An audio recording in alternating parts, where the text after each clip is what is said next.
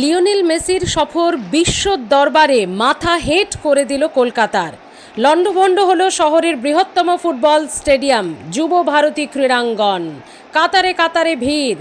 ফুটবলের ভগবানকে, নিজেদের এতদিনের সুপার হিরোকে দেখার জন্য, যার পায়ের জাদুতে বিশ্ব ফুটবল এখনও পর্যন্ত বুঁদ হয়ে আছে, সেই লিওনেল মেসিকে দেখার জন্য হাজার হাজার দর্শকের ভিড় যুব ভারতী ক্রীড়াঙ্গনে। 10,000, 5,000, 8,000, 15,000 এক এক ধরনের টিকিট বিক্রি হয়েছে। কিন্তু যে কারণে এত হাজার হাজার টাকা দিয়ে তারা টিকিট কেটে যুব ভারতীতে গেলেন, এক ঝলকও তারা দেখতে পেলেন না। কারণ বেশ কিছু মানুষ, বলা চলে শতদ্রু দত্ত এবং তার যে টিম, শুধু টিমই নয়, এছাড়াও প্রচুর মানুষ, হাজার হাজার মানুষ, যারা গ্যালারিতে বসে দেখতে চেয়েছিলেন মেসিকে কিন্তু দেখতে পেলেন না, মেসিকে ঘিরে রাখলো অন্য কিছু মানুষ, এবং যার ফলে জায়ান্ট স্ক্রিনে হতাশ দর্শকদের, ফ্যান ফলোয়ারদের মেসিকে, নিজেদের ফুটবলের ভগবানকে দেখতে হলো। হাজার হাজার দর্শকের ক্ষোভ অবশেষে আছড়ে পড়ল সল্টলেক স্টেডিয়াম এবং লাগোয়া এলাকায়। তুমুল বিশৃঙ্খল পরিস্থিতিতে মাঝপথ থেকেই ফিরে যেতে হলো রাজ্যের মুখ্যমন্ত্রীকেও। মেসির সঙ্গে যার মাঠে আসার কথা ছিল, সেই শাহরুখ খানই হোটেল থেকে ফিরে গেলেন। সৌরভ গাঙ্গুলিও তাই। ঘন্টার পর ঘন্টা ধরে যুব ভারতী ক্রীড়াঙ্গনে অপেক্ষা করার পরেও মানুষের ভিড় মেসিকে ঘিরে থাকায় ভক্তরা আর্জেন্টিনার ফুটবল তারকাকে এক ঝলকও দেখতে পেলেন না, যার ফলে স্টেডিয়ামে বিশৃঙ্খলা এবং ভাঙচুরের ঘটনা বলেই জানা যাচ্ছে। যে অনুষ্ঠানটি 2 ঘণ্টাব্যাপী হওয়ার কথা ছিল, সেখানে মেসির অভিনেতা শাহরুখ খান এবং সৌরভ গাঙ্গুলি ও পশ্চিমবঙ্গের মুখ্যমন্ত্রী মমতা বন্দ্যোপাধ্যায়ের সঙ্গে দেখা করার কথা ছিল, কিন্তু অনুষ্ঠানটি আধ ঘন্টার মধ্যে কোনো রকমে মেসিকে যুবভারতী ক্রীড়াঙ্গনের মাঠে এনে তড়িঘড়ি তাকে সেখান থেকে বের করে নিয়ে যাওয়া হলো। বলা ভালো, নিয়ে যেতে বাধ্য হলো আয়োজকরা। ভক্তরাও হতাশ। এরপরই আর বাঁধ ভাঙা উচ্ছ্বাস নয়, মানুষের ক্ষোভ আছড়ে পড়ল উদ্যোক্তাদের বিরুদ্ধে। রণক্ষেত্রে পরিণত হলো যুব ভারতী ক্রীড়াঙ্গন। গ্যালারির ফেন্সিং টপকে মাঠে ঢুকে পড়লেন অগুন্তি দর্শক। ভাঙচুর করা হলো ডাগআউটে, শামিয়ানা উল্টে দেওয়া হলো, গ্যালারি থেকে চেয়ার এবং জলের বোতল ছুঁড়ে মারা হলো, গোল পোস্ট ভেঙে দেওয়া হলো। ক্ষুব্ধ জনতাকে নিয়ন্ত্রণে আনতে নামানো হলো র্যাফ। বেশ খানিকক্ষণ পর পরিস্থিতি নিয়ন্ত্রণে আনা সম্ভব হয়। তবে বিশ্বের দরবারে কলকাতার এই মাথা হেঁটের দায় কার?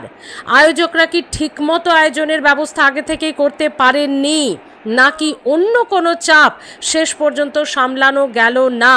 যেখানে ভিভিআইপি, তাদের ঘনিষ্ঠ, তাদের বন্ধুবান্ধব, তারাই ঘিরে রাখলেন মেসিকে, তাহলে এ ধরনের টিকিট বিক্রি কেন? প্রশ্ন বিক্ষুব্ধ জনতার। স্টেডিয়ামের বাইরে বিক্ষোভ দেখাতে থাকেন আগত দর্শকরা। কেউ এসছেন তামিলনাড়ু থেকে, কেউ এসছেন ওড়িশা থেকে। তাদের একটাই আশা, কেউ এসছেন 20 ঘন্টা ট্রেন জার্নি করে, কেউ এসছেন 10,000 টাকার বিমান ভাড়া দিয়ে। তাদের একটাই আশা, মেসিকে দেখবেন দু চোখ ভরে।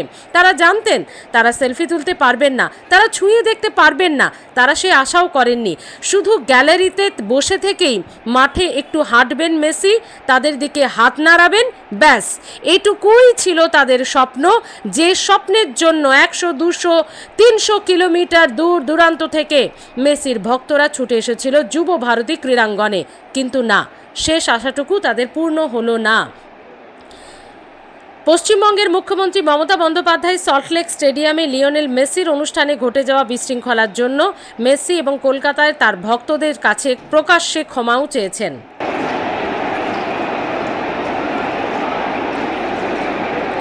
এবং উপস্থিত দর্শকদের আরও অভিযোগ, মাঠে পৌঁছতেই মেসিকে বেশ কয়েকজন ব্যক্তি ঘিরে ধরে। তারা নাকি রাজনীতিবিদ এবং তাদের ঘনিষ্ঠরা, অর্থাৎ রাজনীতিবিদ, তাদের ঘনিষ্ঠরা, ভিভিআইপিরা, তারাই শুধু মেসিকে সামনে থেকে দেখলেন এবং যারা হাজার হাজার টাকার টিকিট কেটে 100, 200, 300 কিলোমিটার দূর থেকে ট্রেনে করে বিমানে করে এসেও তারা কেন মেসিকে দেখতে পেলেন না? এটা কি শুধু ভিআইপিদের অনুষ্ঠান ছিল? এটা কি শুধু রাজনীতিবিদদের অনুষ্ঠান ছিল? এটা কি শুধু তাবেদারদের অনুষ্ঠান ছিল? এ প্রশ্ন বিক্ষুব্ধ জনতার। মাঠের দিকে চেয়ার ও বোতল ছুঁড়ে অসন্তোষ প্রকাশ করতে থাকেন শুরুর কিছুক্ষণ পর থেকেই। তখনই আয়োজকরা বুঝে যান পরিস্থিতি বেগতিক, তড়িঘড়ি মেসিকে বের করার তখন তারা শুরু করে দেন এবং এটা বুঝে দর্শকরা আরও ক্ষেপে যান। তাদের এখন একটাই দাবি, ভিআইপিদের অনুষ্ঠান ছিল, ভিআইপিরা মেসিকে দেখেছেন, ছবি তুলেছেন, সেলফি তুলেছেন, কাছ থেকে দেখেছেন, এটা তাদের অনুষ্ঠান। কিন্তু যেভাবে কারচুপি করে, দুর্নীতি করে, স্ক্যাম করে, তারা বলছেন স্ক্যাম হয়েছে, স্ক্যাম, টাকা চুরি হয়েছে, একেবারে তারা স্পষ্ট ভাষায় বলছেন চোর চোর, এই আয়োজকরা চোর, টাকা চুরি হয়েছে। তাদের এই স্ক্যামের বিরুদ্ধে অভিযোগ, তাদের টাকা ফেরত দিতে হবে বলে তারা দাবি করছেন। কর্মসূচিতে ছিল যে লেকটাউনে ভিআইপি মোড়ের কাছে যে 70 ফুটের মূর্তি তৈরি করা হয়েছিল সেটি উন্মোচন করবেন মেসি নিজের হাতে। সকাল 10টা নাগাদ হায়াত রেজেন্সি হোটেলের ঘর থেকে ভার্চুয়ালি সেই মূর্তির উন্মোচন করে দেন মেসি। লেকটাউনে জাননি। এরপরেই কিছুক্ষণ পরই হোটেলেই শাহরুখ খান এবং মোহনবাগানের সুপার জায়ান্টসের মালিক সঞ্জীব গোয়েঙ্কার সঙ্গে দেখা করেন, ছবিও তোলেন মেসি, যেটি সোশ্যাল মাধ্যমে ছড়িয়ে পড়ে।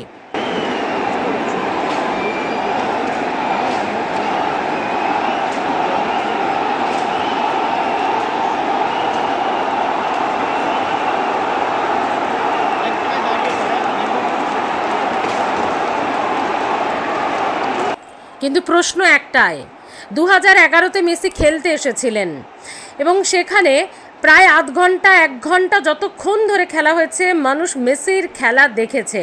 কিন্তু এটা তো মেসি খেলতে আসেনি, টিকিট কেটে মানুষ শুধু মেসিকে একবার 2 চোখ ভরে দেখতে এসেছিলেন, তাও গ্যালারির আসনে বসে।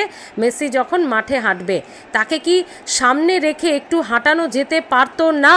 যেভাবে আমরা দেখি কখনো সচিনের ক্ষেত্রে, কখনো রোনাল্ডোর ক্ষেত্রে বা আরও যারা আন্তর্জাতিক মাপের খেলোয়াড়রা আছেন, তারা গ্যালারিতে দর্শকরা বসে থাকলে মাঠ থেকে এভাবেই তারা তাদেরকে অভিবাদন জানান। সেটা কি করা যেত না? প্রশ্ন দর্শকদের।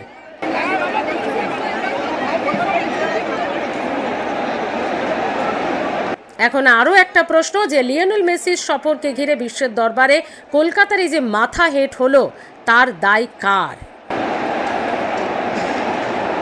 কেন ঠিকমতো ব্যবস্থাপনা করা গেল না? ইতিমধ্যেই শতদ্রু দত্ত, তাকে গ্রেফতারও করা হয়েছে।